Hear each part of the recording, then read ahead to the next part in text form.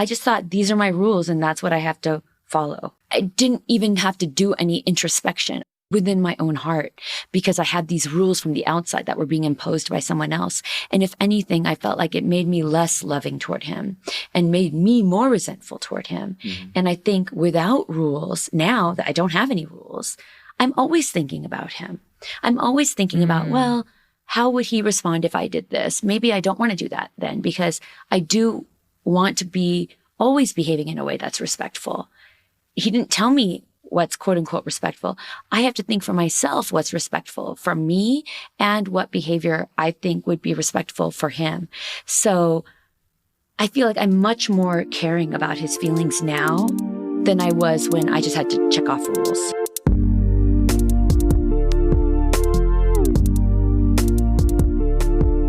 Hi everyone, welcome to Polycurious. I am Fer, relationship coach and host of this podcast, and today I'm talking to A and J, friends from Denver, who I actually met because A is a fan of the podcast and she joined my Patreon, and we realized that we actually live in the same neighborhood.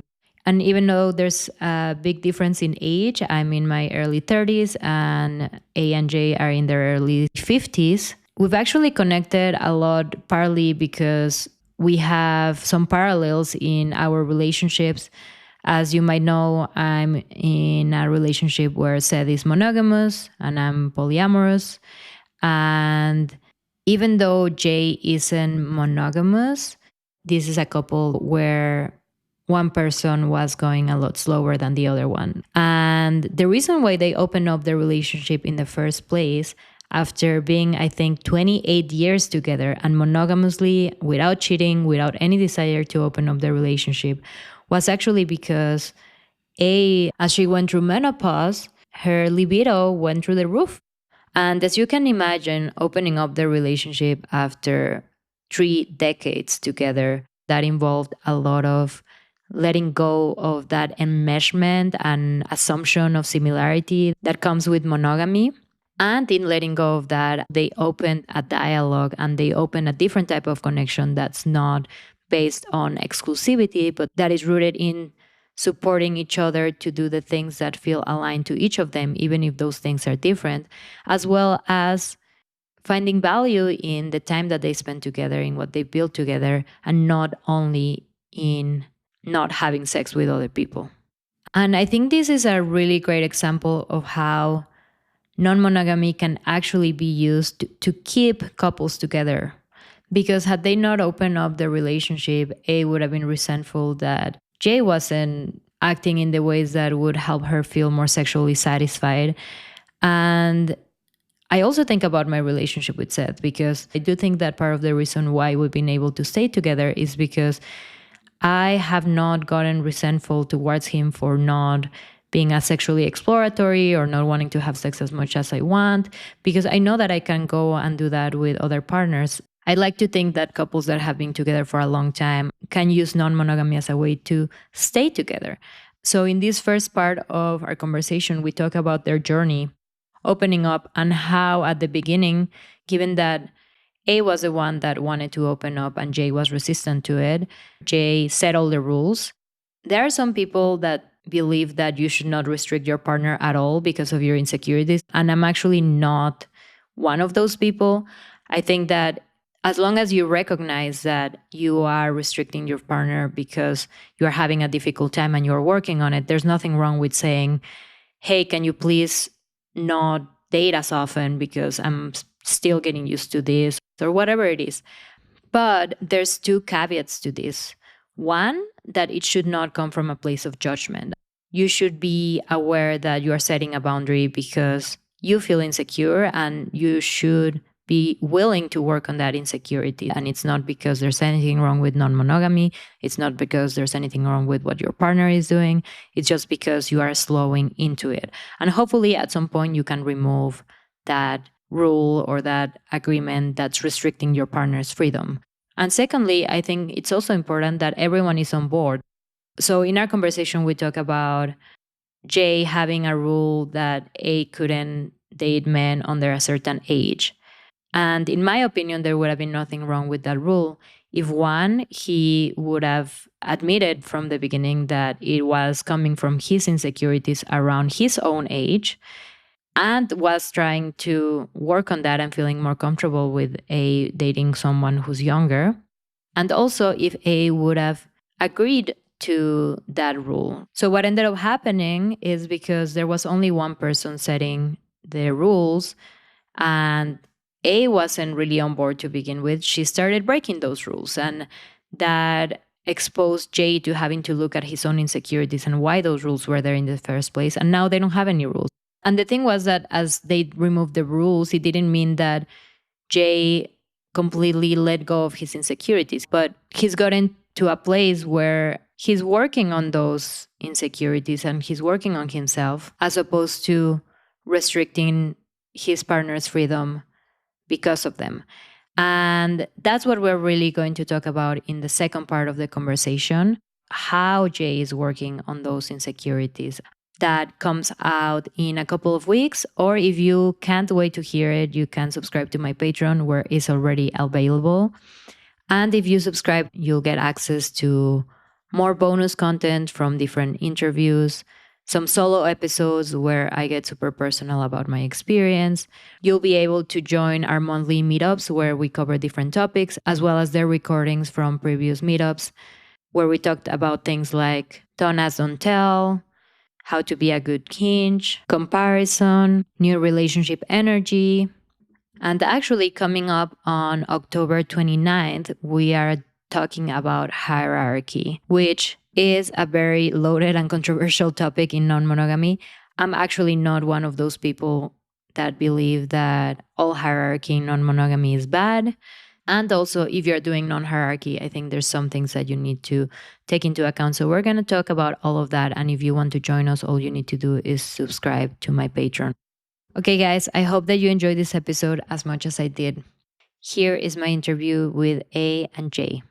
Welcome to the podcast. Yay. I'm so excited. So excited. It's such a joy to interview people from Denver that I've also met organically. So maybe we can start there. So, A, would you like to tell the listeners how we met? Yes, I would love to tell the listeners how we met.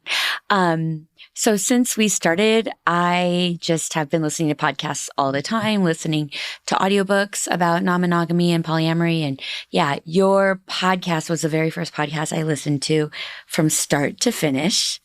I never thought that I would meet you or we would become friends or anything like that. I just was really captivated by you and your perspective and your style and the way you approach it and just how smart and wonderful you are. Anyway, I don't want to be too much of a fangirl, but yes, I have all the positive things to say about you. And when you started the podcast, you were not living anywhere near Denver. And then over the course of the podcast, then you were living in Denver. And so I joined your Patreon. And then you reached out to me, and then we found out we live in the same neighborhood. And then I invited you to happy hour. And then we went to happy hour and spent 3 or 4 hours talking that day at happy hour. And then you invited us over, Jay and I, over for an event at your house with you and Seth and your friends. And I don't know, I'm just really grateful. So yeah.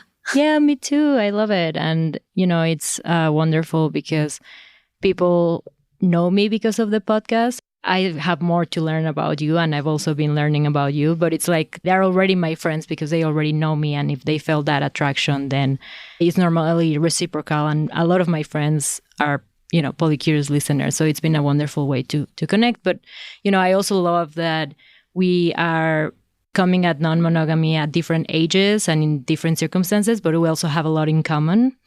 I do remember you in one of the Patreon meetups, you said, I have a Seth, Jay, over here. Yes. And, I think there's many differences between you and Seth, but there's also certain similarities. Yeah. One of the things that we were just talking about that you mentioned you wanted to talk about is the religious upbringing, the perhaps having a personality that, although you are also non-monogamous, maybe doesn't need as much of that newness, mental or physical stimulation or whatever, whereas A and I are more of the, we want to do everything and meet everyone, and we have a big sexual appetite and all of those things. But before I go too much into that, why don't we just let the listeners know who you are, whatever you feel comfortable sharing when it comes to where you come from or like your relationship or what you do. Yeah. So in terms of our background, we met in college. We met and started living together after 2 weeks. And that coming up this Wednesday will be 30 years ago. Which is insane because I'm 31. Yeah. Yeah. And so we've been together for quite a while. And asked after 28 and a half years to be open. So as we started the relationship, there was no intention or understanding looking forward 2.5 decades plus that we would be in this spot. So this is quite an adventure for us. And adventure is a good word. Yeah. And I think it started with going through hormonal changes, and that had prompted us to talk about opening up our relationship.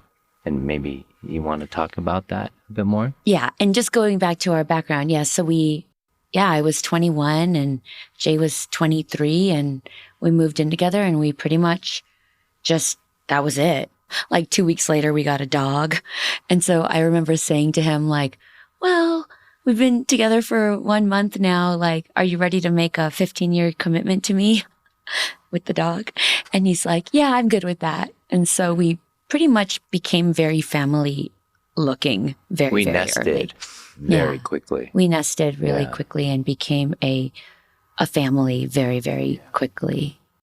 And so our own ideas about what a family looked like really sustained us for a very long time. After we were living together 5 years and married 5 years, this is our 25th wedding anniversary this year, we adopted our children. So we have a 20-year-old daughter and a 17-year-old son. And we were just very much a family. And I think now we're recognizing how much monogamy had to do with being a family, but I never questioned it. Like, I never questioned I want to have sex with other people. It's just something that I didn't ever think about. Sex has always been super important to me and important to Jay because of me, and he's always met my needs. So I don't know. And he's always been pretty focused on work and research. And like, I don't know where you were with that, but I was not thinking about it. And looking back at why this came about and why I was sparked into wanting to be able to be with other people, it was hormonal for me too. Like, I was just going into menopause, or like late perimenopause and menopause. And all of a sudden, my sex drive, which was consistent over our entire marriage, I'd say the first 15 years were maybe a little bit slower. And then the last 15 years have been already kind of hyperdrive for my libido. But even at those times, I didn't have a desire to have sex with other people. But with this change, I was 49 at that time. I'm 51 now. This change, it's like my libido was really insatiable. Like, I was telling him, like, I want to have sex twice a day. And he's just like, what? Like, can we do it twice a week? Like, and I said, no, I have to now masturbate constantly. And I was just having a lot of sexual desires that I did not have before. And I talked to my doctor about it, she's this exact same age as me. And she was like, number one, don't worry, because a lot of women are in your situation. Even though popular culture tells us that when women get older, they go out to pasture and they're not sexual anymore and they're not sexy anymore and they're just invisible in society because now they're not of childbearing years. So what value do they have? She told me a lot of women, not just me, she's had other experiences with women who also have a hypersex drive when they go into menopause. And that's been the biggest change for me. I don't know if it wasn't for my chemical makeup and my hormonal makeup, if we would be sitting here right now. I don't, because how is it that I could go 28 and a half years and never cheat or never think about cheating? I mean, we'd fantasize about, you fantasize when you're in bed, but nothing that was actually anybody that I would ever actually want to be with, usually celebrities or whatever. But it was never me asking like, hey, can I have a boyfriend? Or hey, can I have sex with other people? So that's just something that people don't talk about in society. My hormones were so big that I had to bring this to him. And then the way that non-monogamy has looked like for me is very different from the way it's looked like for Jay. And my sexual appetite is a huge driving force, even to this day, of why I do it. So many other things have come out of it. Like, I didn't realize that I was afraid to be separate from Jay. I was worried to point out my differences because there's so much pressure to just always compromise. Right. And just my cultural background and the way I've seen women in my family, in my cousins and my aunts and uncles, the way I've seen women always behave is in a compromising way to their partners, to their husbands. And so I think I didn't realize that I was also doing that until now. Mm-hmm. Yeah. Yeah, thank you for sharing that, because I think not only what you already mentioned, that we have this idea of menopause being when women become less sexual, when that might not be the case for a lot of women out there, but also just in general, that women are the less sexual person in their relationship. And that's why I also try to show people in the podcast, like, hey, no, like, I'm the one with the higher libido. And that's the case for a lot of women. That's the case for you. And there's nothing wrong with it. And there's nothing wrong with the woman being the one that's like more exploratory. Even just like opening up and admitting that she has a higher libido. I think as an American male growing up, that alone is a bit threatening. Yeah. What kind of man am I if I don't have a higher libido? And so there are a lot of those issues culturally, just as a male. Yeah. That I'm like, okay, does that mean I'm less of a man? Yeah. And so there's a lot of things that kind of come up there as we're opening up that I need to work through. Mm-hmm. So maybe we can tell the listeners how you decided to open up at first after 28 years, I think you said. Well, it's interesting because a lot of this, like figuring out what exactly happened, it's taken time for me to like understand my body and understanding changes. At the time when it happened, I met someone and they were interested in me, like romantically / sexually. And I was very confused about it.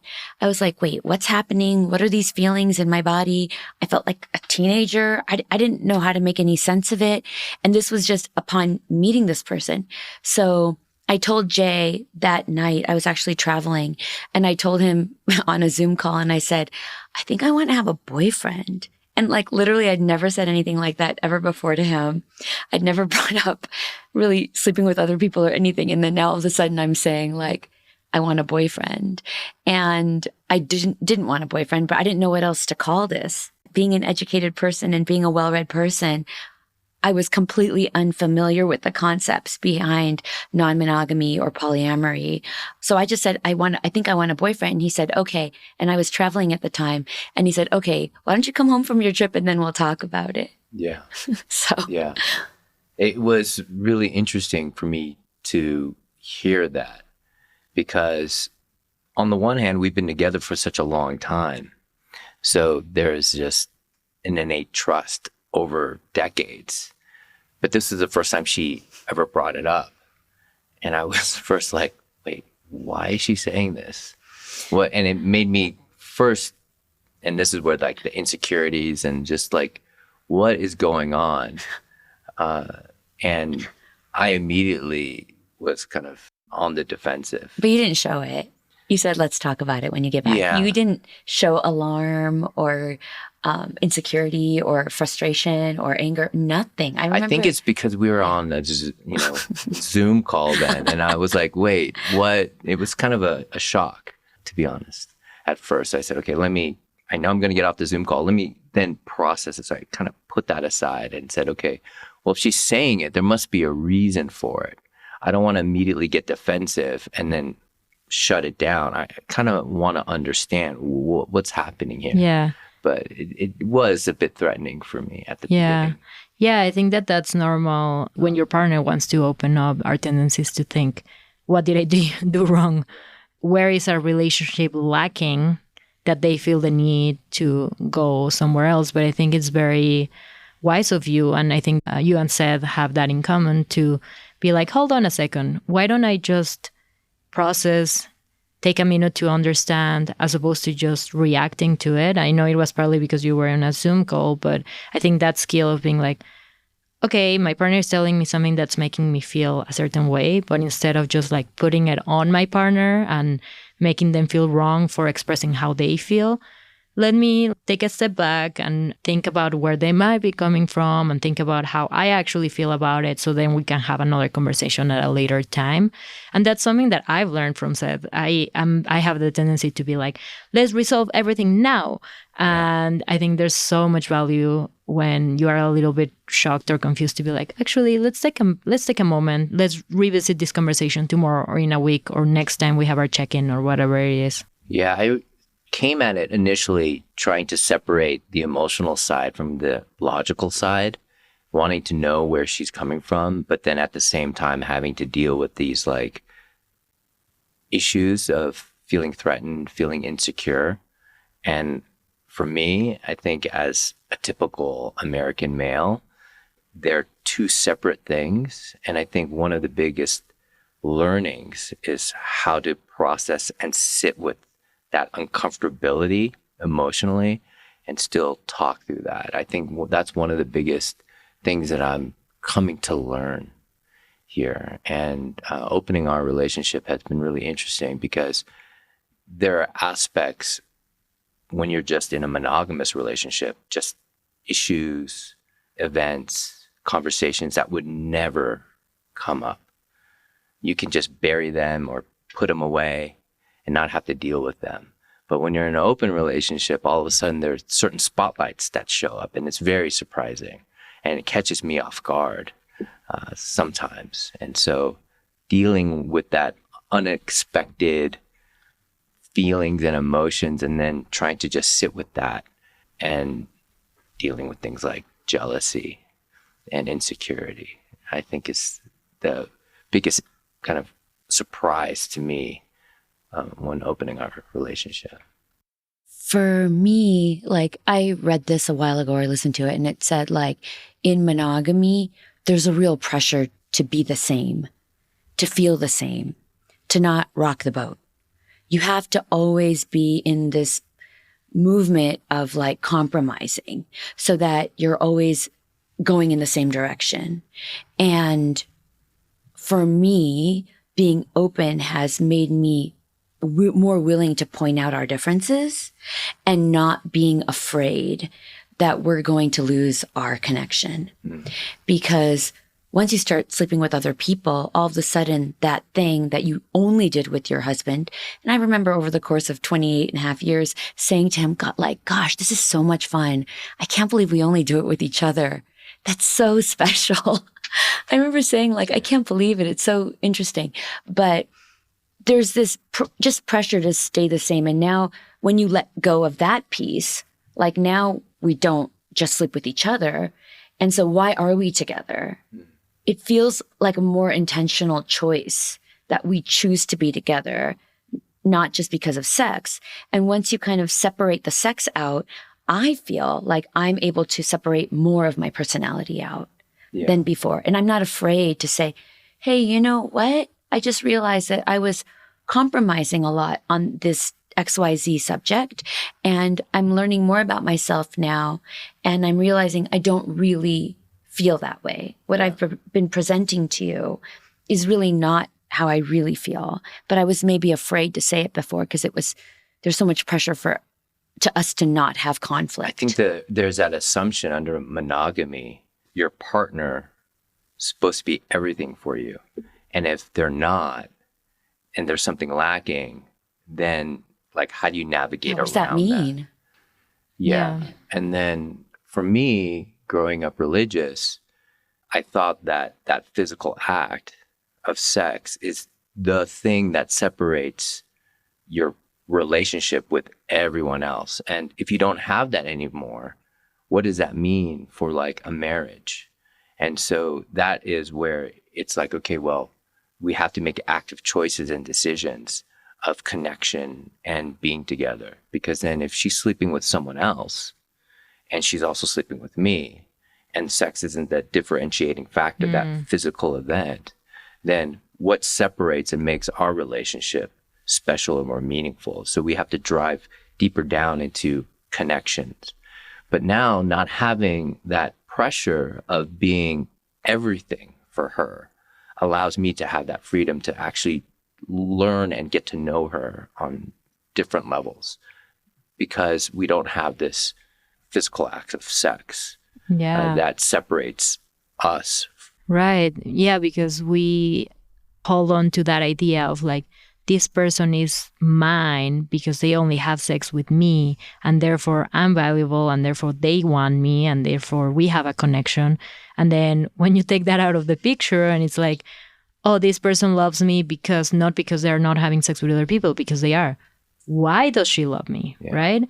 So I think you're both hinting at a process that I think a lot of couples go through when they open up, of insecurity, of what is our relationship if it's not exclusivity, and if it's not being on the same page and doing the same thing all the time. And one thing that I think a lot of couples realize is how codependent they are, and how to do this successfully, you have to be able to do your own thing without feeling like you having your own experiences is drawing you away from your partner, and the other way around, like your partner having their own experiences doesn't mean that they love you any less. Doesn't detract from your connection. It actually adds to it. But that's a concept that it's so difficult to come to terms with, because that's not what we're taught. It just takes time to realize how additive and how much it can add to your life to be with other people. And it also, for me, what I come to realize is that I do love her, and I do want to show up for her now. And I want to have a deeper connection with her. But that means I have to like get my stuff straight so I can show up being my best self to her. In a monogamous setting, we compromise for everything. We don't necessarily need to compromise now. And I think this is the enmeshment, or the taking away or untangling that enmeshment that we've had for almost 3 decades, and saying, okay, well, like, who am I? What do I want? Mm-hmm. You've both mentioned having to realize how enmeshed you were and having to separate and ask yourself, what do I actually want? So can you maybe give an example of what that actually looked like practically? Or Jay, you also mentioned realizing of your insecurities and how you needed to better show up. So can you maybe tell us a little bit more specifically about like how that showed up in the way that both of you were behaving, you know? There's a lot to unpack there. When she first brought it up, I felt like a rift or a disconnect, because now we don't share this one thing together anymore. You mean once I started sleeping with other people? Yeah. Mm-hmm. Yeah. And then wanting for her to do that because she has that desire and that need, and I want her to be happy. But at the same time, what does that mean for me? And I think that is when it really shone a spotlight on enmeshment. What is the context or the assumptions or the unspoken rules of our relationship, and how do we reframe those things? And I wasn't feeling any of that. So you were feeling all of that. And I was just like, good, I can have sex with other people now and I can get some relief. Mm-hmm. Right. And then for me, it was, okay, well, how do I bring up these issues of uncomfortableness in terms of my own insecurities or jealousy, or is that person that she's sleeping with, does she like having sex with that person more than me? And then what does it mean when we're intimate, and what the difference is? And that exposed a lot of, I guess, the enmeshment that I think it's hard for me to still even articulate, because I first need to like sit with that emotion, and I'm not used to it. I think for me, it was just, okay, let me be analytical and logical about this, but I have these like weird feelings I don't even know how to articulate. And it came out in anger. So it's like he would say, yes, you should do this. And I'd say, okay. And then he'd be angry about other things. And I didn't know what to do. A lot coming at me at the same time. But he was saying, like, what he was saying was, I'm okay with this. And go ahead and do this. And I'm glad you're doing this. And so I was like, okay. But then, a lot of it was around rules. Maybe we can talk about that a little bit. Yeah. I think just quickly, we were left when you said, I want a boyfriend. And you were like, okay, I need time to think about it. So what did that conversation look like? And how did you go from there to you sleeping with other people? And then eventually Jay also sleeping with other people. Okay, so I got back from my trip, and then it took us about two full months. Like, it was like October to December of talking about it. Maybe every other day. I wish I could have talked about it every day, because I was already doing all the research and learning as much as I could about it, so I could have answers for him when he asked me about it. But he couldn't talk about it every day. But maybe every other day we would talk about it a little bit. And then finally, at the end of December, he said, okay, let's do this. Let's give it a shot. And I remember we shook on it, because I was like, I don't know if I can trust him that he's saying he wants to do this. Because, like I said, he's analytical, so he'll say yes, but then is it really yes? I wasn't sure. So I said, if we shake on it, then he'll remember. Like, there's proof. There's like this physical proof. It's not just words. It's like we shook on it. And then we talked to my cousin. My cousin is a university professor. She's like a queer advocate. She really does all kinds of relationship work with all different types of populations of people, mostly non-traditional relationships. And she's been in non-traditional relationships. And we had a chat with her, and she said, whoa, hold the phone. First, you should at least go to a sex club and watch each other flirt with other people. Just start with that. Can you watch Jay flirt with someone else? How are you going to handle that? And can Jay watch you flirt with someone else? How are you going to handle that? So that was our first kind of foray into swinging non-monogamy, non-traditional life, is that we started going to a club here in Denver. Right. But before that, the man that had expressed interest in you. Oh, yeah. Nothing happened with him. Nothing happened with him. He actually pursued it with his wife, because he was married too. And they're also open now. So he and I are both now in non-monogamous open relationships, but nothing happened between us except we sparked something within each other that then we took to our relationships. And now, they're open, we're open. And he and I are friends now. So it's really fun because we have something really significant in common. And we have a very good relationship, and that we're very good friends, and we have this big thing, but like our moment has passed. But at the time, he just sparked something within me that made me come alive in a new way. But I would say that at the beginning, when she brought it up, because we've been together for so long, she kind of understood how to frame it and talk to me about it. And I would say that she was very gentle and very kind, because I was very apprehensive at the very beginning.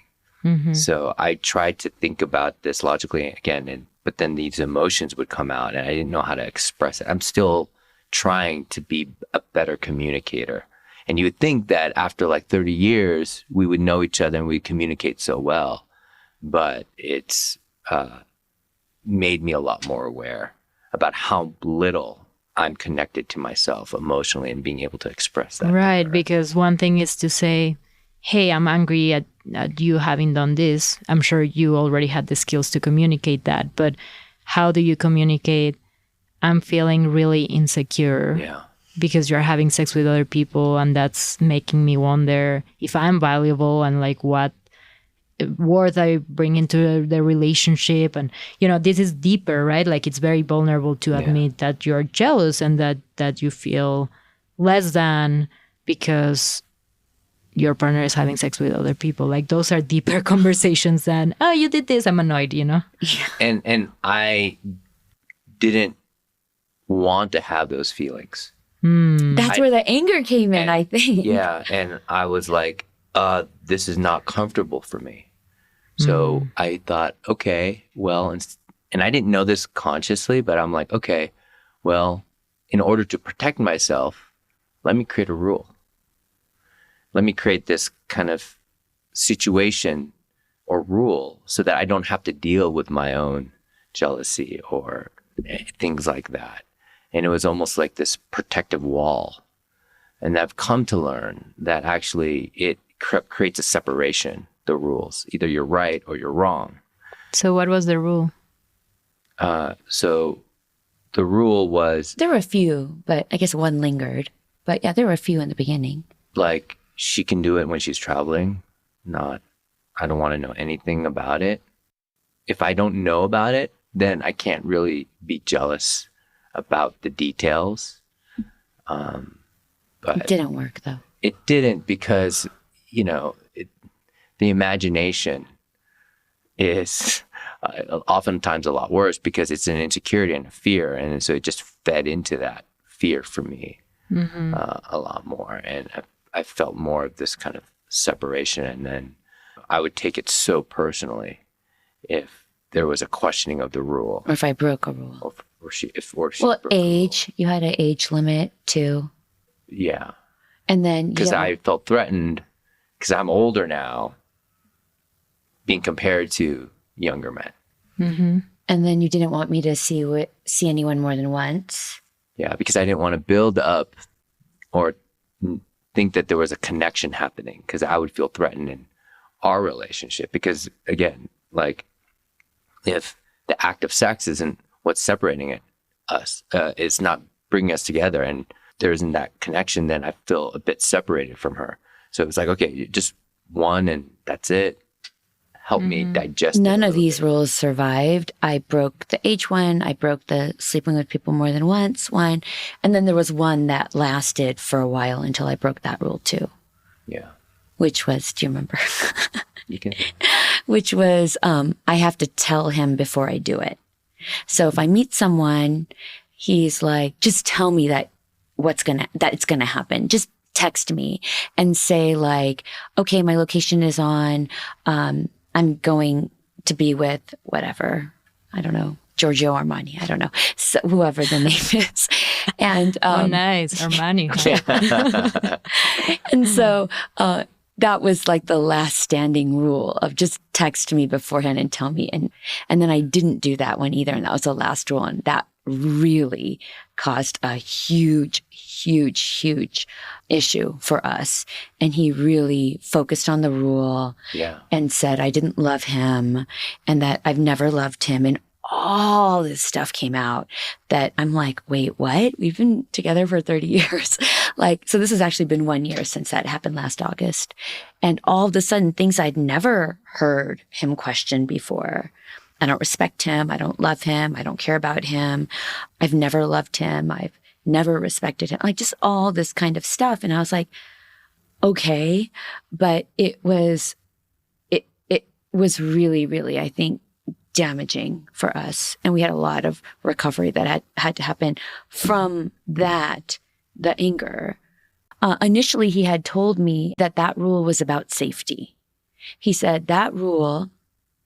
Will you tell me physical safety? He's like, I don't know if someone's going to murder you. Like, you're going into a situation with men and they're probably bigger than you are and stronger, and I don't know them, and you're in a different country. So I need you to tell me where you're going and who you're going to be with. So if anything happens, I know. So I knew that's what he was telling me, but I did not like the rule. And I did not, instead of confronting him on it and telling him how I felt like it took away my autonomy and took away my agency and took away my ability to like have faith in myself and my judgment, I just broke it. And then when I told him I'm safe, everything's fine, he didn't care. So then I'm like, this isn't about safety. I don't know what it's about, but I felt like it wasn't about safety. Yeah, there's that logical part of the physical safety aspect, but I felt it as something other than that as well, in terms of like a breach of trust. And, you know, the concept of the rule, I think, is a bit flawed because it sets up to then feed into my own fears of worthlessness, of insecurity, because it says when the rule is broken, see, aha, I knew it. So it's almost like a setup. But that was the emotional side that I couldn't like really articulate. Yeah. So this is where it kind of collided for me, and I didn't know how to address it. Yeah. And again, as a guy, I think it's gender-wise a bit different for men in general than women, where I think with women, typically it's more appropriate to talk about these type of emotional issues or conflict. But for guys, you just kind of have to grin and bear it and try to figure it out on your own. And there isn't this shared space to be able to talk about it emotionally. And that's one of the things that I really appreciate now being in an open relationship, because the men that I meet actually are a lot more in touch. And I think it was that situation for me to understand like how disconnected I was. Mm-hmm. It's super interesting what you're saying about the rules kind of fitting into your insecurities. Yeah. Because I guess, you know, if, for example, the assumption is that if A has sex with someone more than once, that they will form a connection that will detract from yours. So therefore, you setting the rule of she cannot do that, it's in a way based on that fear that is somewhat unfounded.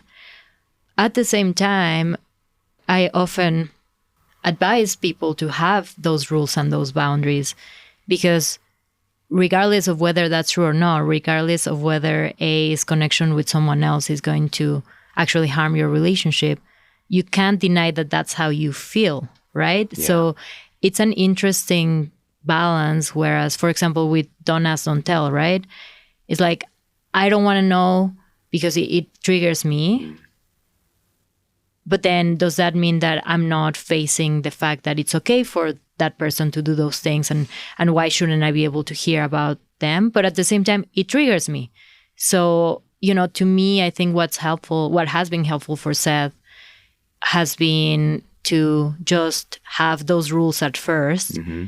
So it's not like everything all at once you're like hearing about, because, you know, if A had just been like breaking all I know she broke the rules, but throughout a few months, I assume, not like at first, right? So if she had been like, I'm just going to go ahead and have sex with a younger guy and I'm going to see him once a week, not tell you when I go see him and then give you the details about it when I get back home. You know what I mean? Like, sure, like you should, in theory, you should be fine with those things. Like those things shouldn't affect you because her having those experiences doesn't detract from your relationship, et cetera, et cetera. But that doesn't take away the fact that like if she had done that, it would have been so difficult for you that, you know, a lot of trust would have been broken. So just on that topic of rules and agreements, because I feel like that's a big debate of like, how much should I restrict my partner? How much should I know? And a lot of people feel like, I shouldn't be jealous. I should be able to handle all this. So I'm not going to put any restrictions. And then they get angry, even like you did after putting restrictions, you know, and then they're resentful, they're triggered and all these things because they didn't honor the fact that, yes, they're jealous. And yes, it's difficult. And yes, they don't want their partner to do this thing. So I actually am a proponent of rules or agreements, rather. I like to call them agreements at the beginning that limit that insecurity, and then with time, as you get more comfortable, loosen those up. At the same time, those rules shouldn't come from a place of actually believing that what A is doing is wrong. Because you didn't, right? Like you didn't actually think that. I don't know. That's the hard part, because I did feel like he did think what I was doing was wrong. I did feel that, but I also felt like I need this and he's my partner and I've supported him through a lot. I mean, like I said, we've been together 30 years. I keep saying that, but it's like the gravity of that. I've given a lot into this relationship and things that were his dream, not my dream. And I just felt like because of my hormones, I couldn't really control it, but my brain was saying to me, he should be able to support me now. I've shown my loyalty. I've shown my faithfulness. I've shown my commitment to him and to our children and to our family for decades. And now I want this thing, like he should be on board with it. So in my mind, in my heart, in my body, I felt like that was true. And so even when he was angry and he'd get angry and I did not break all the rules all at once, I broke them over time. And then he's like, okay, that one's not going to work, or that one. It's like he kept lowering the age, and it just, every time I'm like, well, like, and what I've learned from that is that now that the shoe's on the other foot and he's beginning to have dates and he's beginning to see women without me, which he wasn't doing before, I'm realizing that I want him to make his own boundaries. Like I want him to care about our marriage instead of me saying like, no, you can't go out with someone more than once, or no, you can't say I love you to another partner. Like I don't want any of those rules. I want him to behave in a way that shows his respect for our relationship. So if he behaves in a way where he does keep seeing someone over and over and he does tell them that he loves them and he does build a strong emotional connection with somebody, then he's also telling me what he wants from our marriage. And so I want him to always be aware of what he wants and behave in a way that's congruent with what he wants. Because when I just had the rules, I didn't think about our marriage. I didn't think about, oh, what would Jane be comfortable with or not comfortable with? And let me think about it myself. And what am I comfortable with? I just thought these are my rules and that's what I have to follow. I didn't even have to do any introspection within my own heart because I had these rules from the outside that were being imposed by someone else. And if anything, I felt like it made me less loving toward him and made me more resentful toward him. Mm-hmm. And I think without rules, now that I don't have any rules, I'm always thinking about him. I'm always thinking about, well, how would he respond if I did this? Maybe I don't want to do that then because I do want to be always behaving in a way that's respectful. He didn't tell me what's quote unquote respectful. I have to think for myself what's respectful for me and what behavior I think would be respectful for him. So I feel like I'm much more caring about his feelings now than I was when I just had to check off rules. Right, because if you didn't agree with the rule to begin with, if you were like, there's no reason why I couldn't have sex with a 25-year-old, this is not unsafe, I don't need to tell him beforehand, then you don't even feel like thinking about him because you don't even agree with the rules. So maybe that's also why it's not about rules, it's about agreements, right? Because if he had said, I don't want you to see someone more than once, and you had said, okay, but I want to see people more than once. How can we like meet in the middle? Yeah, and I didn't know. And you were just like, okay, whatever your rules you say are fine. And then you were like following those, which is why you ended up breaking them because they were in agreement. You didn't design them with him. Right. And I don't think you can in the beginning. So I think in the beginning when you agree to stuff, especially in this situation, me, because I was the one that brought it up, I'm like, okay, fine, these are your rules. And I didn't know that those rules would be impossible for me to follow. Like, I didn't know that those rules really went against my ability to judge for myself what's best for my body.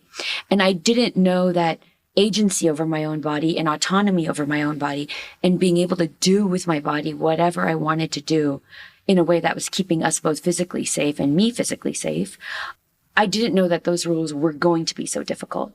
And one of the things that we've talked about is, gosh, we went into this thinking we could just have rules and never revisit them. And that's something that we've talked about a lot lately. Yeah, I think that just go back, because I think this is this evolutionary process where at first when A is saying that she felt like it was wrong, I don't think that it was like right or wrong, but I think that there was a sense, what I'm picking up here is from her, that there was a judgment. And so we can say right or wrong as the judgment, but it was like the judgment was, and I think this is part of just unmeshing. That's not something I would do. And religion. And because of my religious upbringing, something I would do naturally. And so the rules came out. I think there weren't agreements because they were not things that we had discussed mutually. The rules were a reaction to protect myself. Mm-hmm. And I think that there was a rebellion or like a subconscious and just, well, that's not what she wanted, but she's doing it for me so that I don't have to deal with or face my own issues. And so the rules aren't something that we adhere to now, but I think it was a necessary process to go through. Mm-hmm. Because a lot of it is, okay, how do we structure this in an open way? Because there's no one way to do an open relationship. When you open, there's no structure there. It's what we decide it to be. But we didn't. And I don't agree that that was the right way to go about it. And I think if we would have educated ourselves more, but I think that you did not want to learn more about it. So I was the one that was always doing all the research and reading all the books, and you did not have any interest in it. Was not an interest of yours. I think that was part of it because she was the one that brought that concept. So I just said, okay, then you need to be the responsible one to like understand and research all of this. But I've come to learn like I need to be an active participant and come to it as well. Yeah. So how did that shift happen from feeling judgmental about non-monogamy in general, sounds like, or puritanical even, I'd say, to being more open, or even, maybe we can take one of the rules as an example. How did you realize, oh, actually this rule is not serving us and I rather there not be a rule? When, I don't know, when she had sex with someone younger, or when she didn't tell you about the sex before she had it, or something like that. How did this shift happen? Because I've actually been reflecting on this a lot, because as we talk about mono-open relationships, I'm always like, the monogamous person should set the pace, and you need to be careful, and you need to have disagreements and everything. And then a lot of people, especially in social media, are like, but what if the monogamous person is like not making any progress, and they are making me wait like 2 years, or they are asking me to break up with my partners? That's unfair, or whatever. What I've realized is that it's an issue when the monogamous person doesn't actually believe that non-monogamy is a fine way to live. And I feel like I was really lucky that Seth, even though he never wanted it for himself, he had no judgment towards it. He was like, you do you. Yes, I have my feelings, but I don't see what you're doing as wrong. And I think that was a blind spot for me, that like realizing that usually when there's a monogamous person, and I know you're not monogamous, but you were like more monogamous leaning, usually they're monogamous because they have a judgment towards non-monogamy. Yeah. And that's when things get really tricky. That's when it's harder to go at the pace of the monogamous person, because if the monogamous person has this judgment, then the non-monogamous person feels judged, feels like they're not living their truth, feels like criticized, feels like the other person is making them feel like they're a bad partner. At the same time, they feel constricted, all these things, you know? I absolutely agree with that. And that's really the first time, and like I said, after years, even though Jay had a Christian upbringing, very strict Christian upbringing, and was involved with Christianity as a believer until less than a year before he met me, religion had never come up in our relationship. And then all of a sudden, I started getting lots of what I thought was Christian-based judgment against me for the way that I was practicing non-monogamy. And I was like, where is this coming from? Who is this person? Like, this is my best friend and partner of my entire adult life. And all of a sudden he's treating me like I'm different from he is. I'm like, I don't share his values, or like, he knows me more than anybody. He knows that inside we have the same values, and yet he's treating me like I'm doing something dirty or wrong or bad. And I didn't know where to go from that. Yeah. I think there was some innate assumptions that stayed buried, that didn't come up and never needed to come up unless there are situations like in an open relationship. I think to tie back to your question with regards to kind of how did the transition happen from knowing that I'm going to have a rule and then not having it, is really this really interesting kind of understanding where I would take it personally if or when she would break a rule. But then reflecting back on myself, I would say, why? Why does this hurt me so much?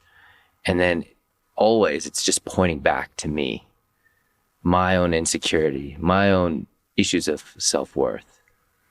And I think that there isn't this embracing of that or sitting with my own issues that I had to deal with, and just saying like, non-monogamy is bad, allows me to not have to deal with it and protect myself. But then as I'm questioning why and really just trying to sit with it, and I'm not used to that at all. And I think also this has to do with just being a guy, not processing or dealing with my own emotions and just like compartmentalizing and saying, okay, I don't feel good about that. Let me just tuck that away. But then it would always come back. And so like I have these dirty cupboards and I just don't want to look at them. But then there's situations that come up that shine a light on that. So I'm like, all right, I might as well now just organize it. Let me try and process this. And I think that is what was the kind of deconstructing of the rules. But I also told you, then let's just stop. I was like, you know what? Forget it. Let's just not do this anymore. And you said, no, I want to keep doing it. I knew that the cupboards were dirty. I knew that the cupboards were dirty and there was a lot I needed to sift through. But I wasn't ready yet to clean. Yeah. And so it just took a while. And then when she's like, all right, you don't have to clean at all. Let's just stop. I'm like, no, I know that I have to like. I was like, forget it. It's fine. It's too much. I know I have to deal with this. Yeah. But just give me a second. I just need to catch my breath. Yeah. And like try to really kind of embrace. It's like, you're going to run a marathon, but like the night before, it's just like, oh man, like I know this is going to be hard. Do I really want to do it? And that's where it's like, okay, that gave me insight. No, I do want to do it.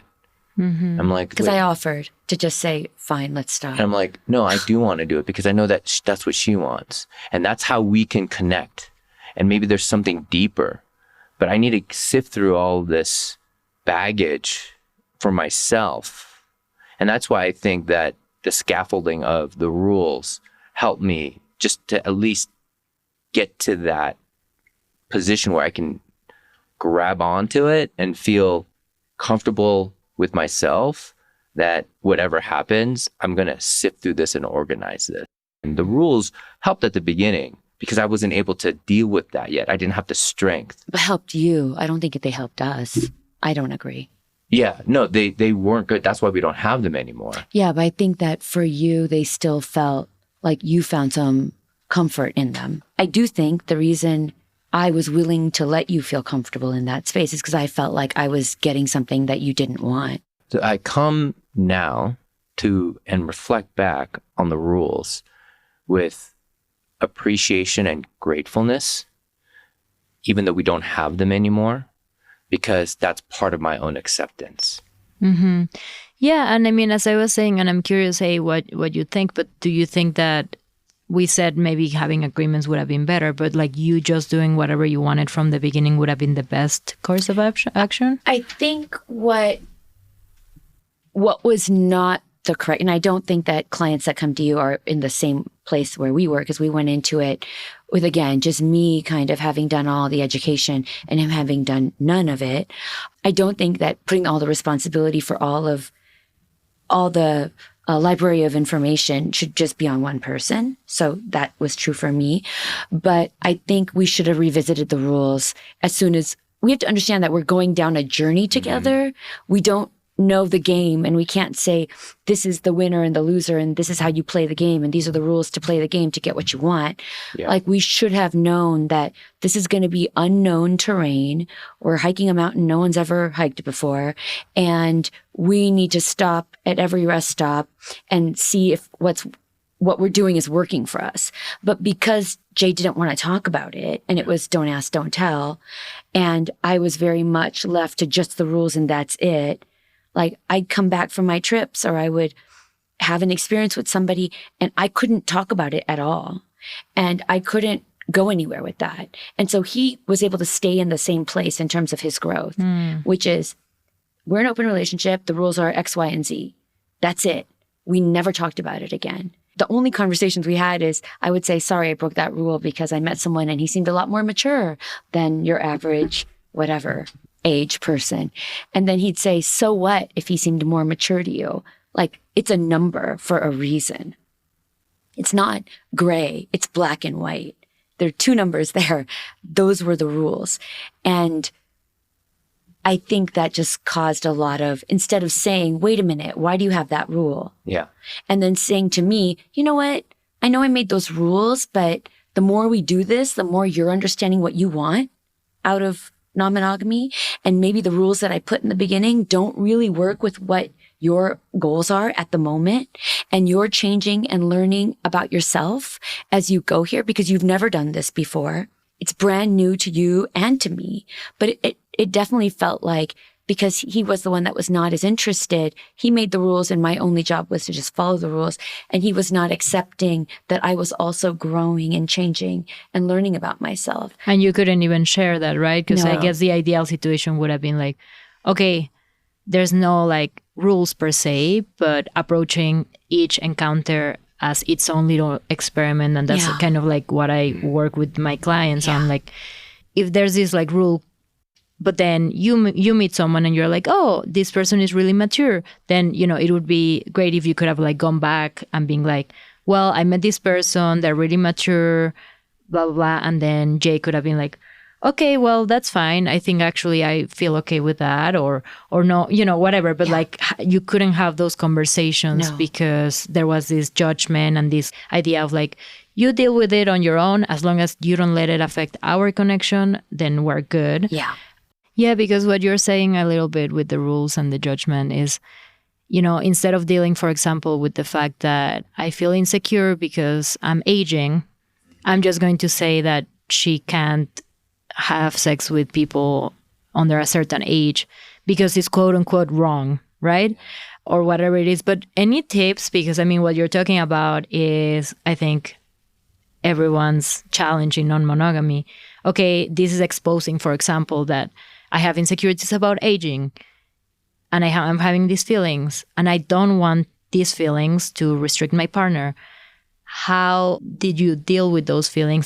Are those insecurities things that you're still dealing with? What has helped you feel better about it? Because it sounds like, even though I'm sure there's still insecurities and things, you are in a much better place than whenever it was that you were like, okay, let's not do it. This is too complicated. Yeah, like, it doesn't sound like, a year ago, it doesn't sound like it's that complicated anymore. So any tips for the listeners who might be facing these insecurities within themselves?